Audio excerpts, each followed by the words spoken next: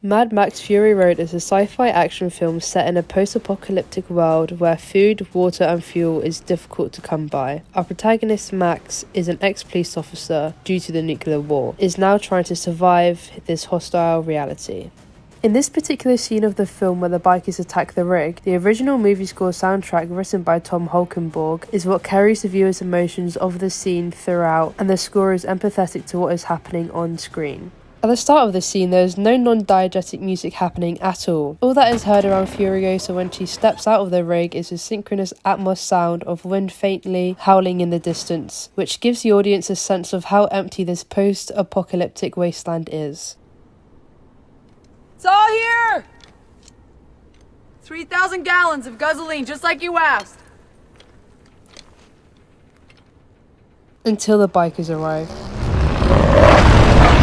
Filling the scene with the sound of motorbikes made using Foley, the aggressive sound of the motorbikes imitates a pack of animals closing in on their prey, making the viewers feel like our protagonists are suddenly in quite a vulnerable state. By keeping the scene only having diegetic sound at the beginning, it allows space for the soundtrack to have a stronger impact on the audience when the main biker points, and that's where the first beat kicks in. We count 3 war parties! This is making the audience believe that a big fight scene is going to be happening soon. The beats of music gradually build throughout the scene along with the rest of the score and eventually picks up as the action in the scene gets into full swing. Yeah, well, I got unlucky. Let's do this!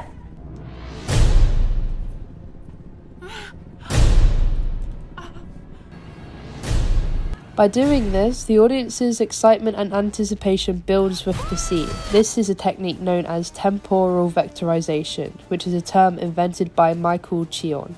In 1993, Chion published a book called Audio Vision Sound on Screen, and in it he says, "Sound vectorizes or dramatizes shots, orienting them towards the future, a goal and creation of a feeling of immense and expectation." The score for a film should be created for the audience's experience, and Tom Holkenborg met this expectation very well. He said in an interview, And I wanted to make sure that the drive, the aggression, but also the humanity was coming through in the score. The other major sound element in this scene was the layers of diegetic sound effects. David White and Mark Mangini, the sound designers of Mad Max Fury Road, used multi-track features that excel the audio-visual experience for the viewer. In an interview with Screen Slam, they say, "In their sand, virtually none of the sound that was recorded during production it was very usable. So everything that you hear in Mad Max was something that David and I and our team created. I mean, down to the smallest little footstep sound to the biggest explosion. That's all from the minds and the creations of sound editors, designers, etc." In one particular part of the scene, there are 5 different layers of audio happening at once. Have a listen to this.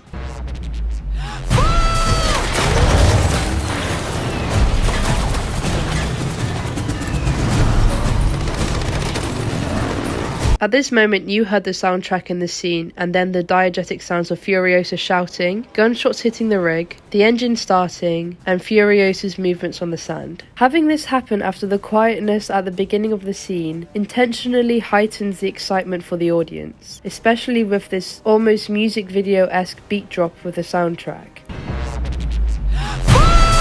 And from here to the end of the scene, it's all action. The score soundtrack becomes more and more empathetic to the chaos that's happening in the scene, and multi-track features that allow everything to have its own individual effects, making everything clearly heard for the audience. And furthermore, draws them into the action, with explosions, motorbikes, fire, guns, and vehicle engines. Neil's genre theory is all about how films have particular qualities and aesthetics that make them unique to their genre. William Whittington states in his book, Sound Design and Science Fiction, "Sound design has revitalized and reshaped the aesthetics of cinema. Mad Max Fury Road is a good example to support this idea, as the sound qualities I have highlighted in this video are all ingredients you need to make a fantastic action sequence film." And lastly, I want to say thank you for watching.